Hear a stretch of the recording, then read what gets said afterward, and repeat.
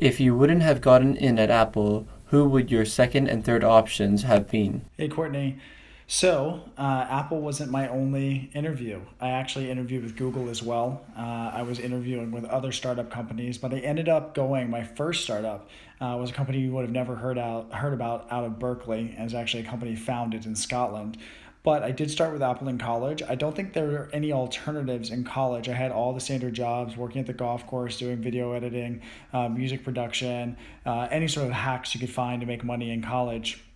But I was very fortunate to get a job in Apple in college, which I don't think there would have been any backup plan for that. But after I finished my undergrad, my master's, which I stayed for right after my undergrad, I started looking at the main tech companies. At that time, Facebook was a little early, still didn't seem like an obvious place to go. It was really Apple or Google. And if I hadn't gotten into either, which obviously went to a startup first, went back to Apple years later, I probably would have continued to look at some of the earlier companies like Facebook, Twitter, etc. But I think you got to start top down and work with the big guys first.